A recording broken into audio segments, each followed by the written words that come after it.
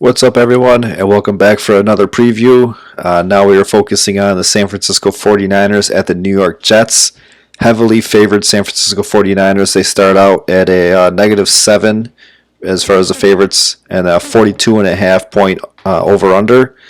I know the San Francisco 49ers are probably going to be everybody's survivor pick, suicide pick this week, and for good reason. I mean, me being a Bills fan, getting to see the Bills firsthand against the Jets are in absolute shambles. They do have a bright spot. The run defense isn't that bad, and that could be a plus for them in this game where the 49ers are a heavy run team. But as we saw last week with Josh Allen throwing for over 300 yards against the defense, I mean, Jimmy Garoppolo could just come in and do the same thing. I know he was a heavy waiver wire pickup this week. He's definitely a play that I'm playing over a lot of quarterbacks this week.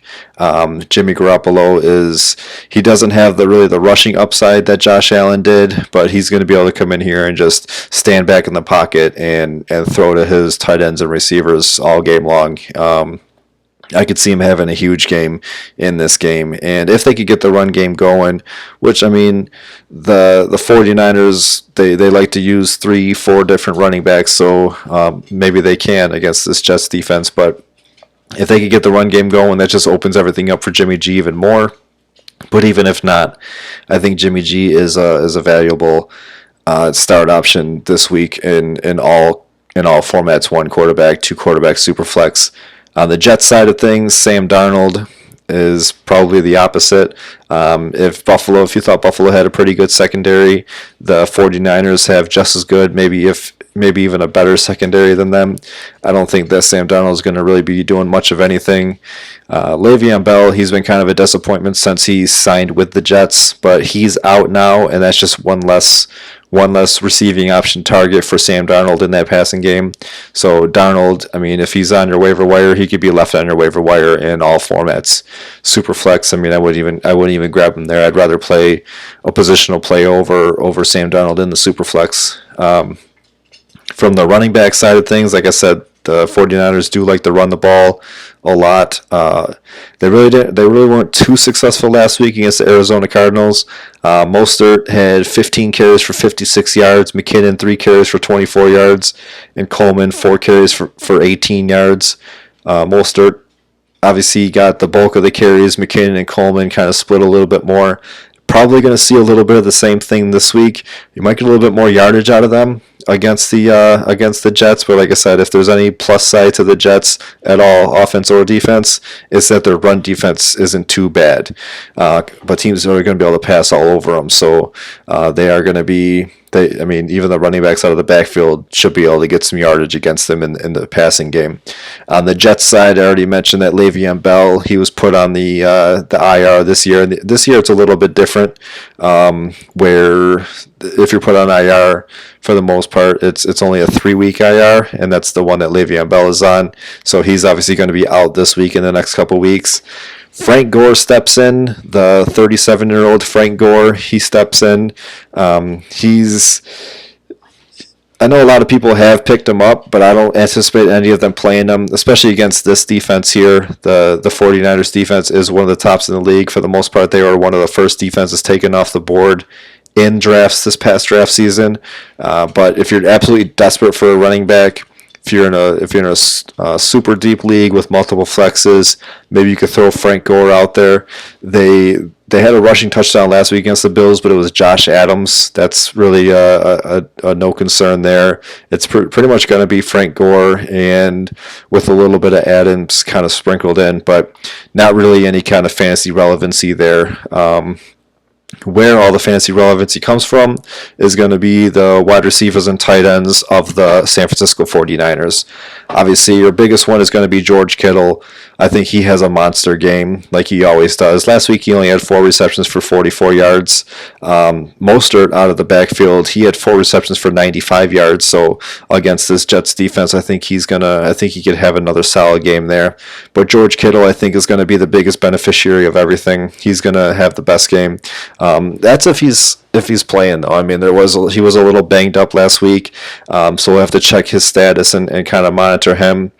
They did go out and sign Mohamed Sanu. Who knows if he's going to be ready for this game, if he's going to come in and be able to play right away, or if they're just going to stick with what they have.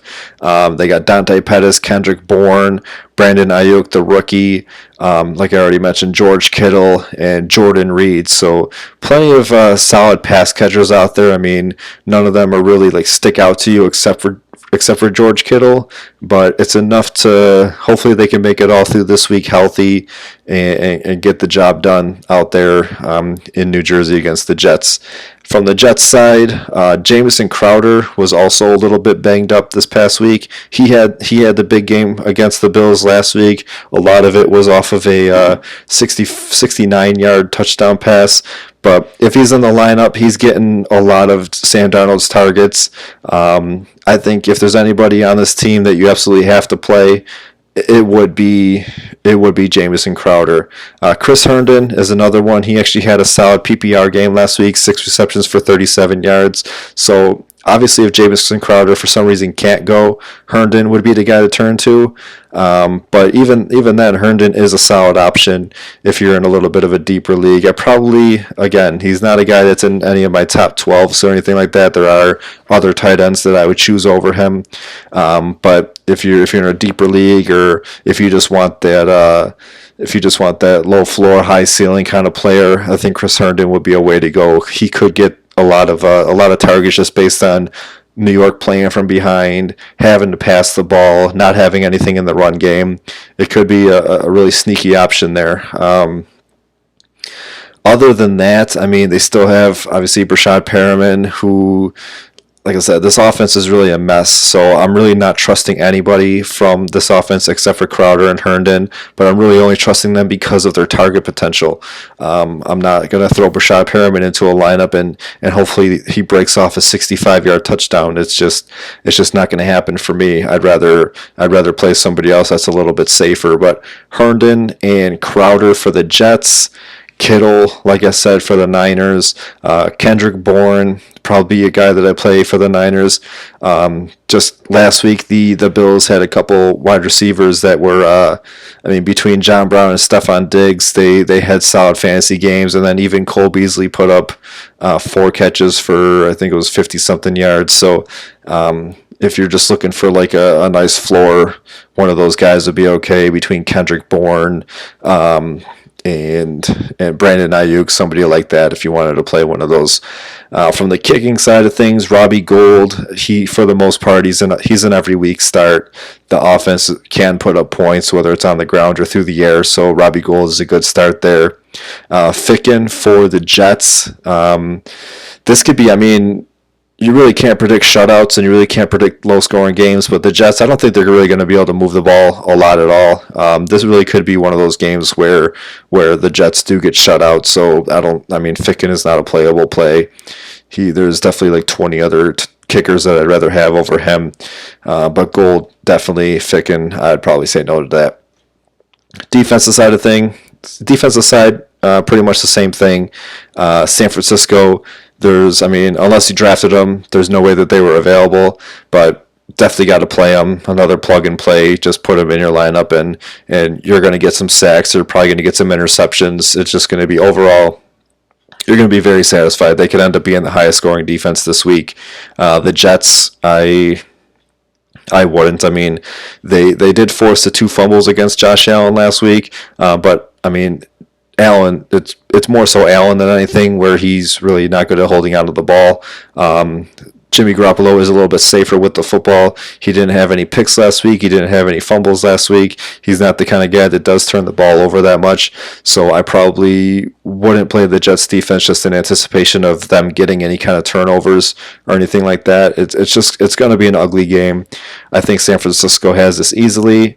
And that's it. I'm really not excited to watch this game at all. It's a good thing that there's other games going on at this time, because I think it's going to be a pretty ugly game. But San Francisco wins this one. I think they cover the spread, and anybody that picks them in a suicide pool is going to be happy.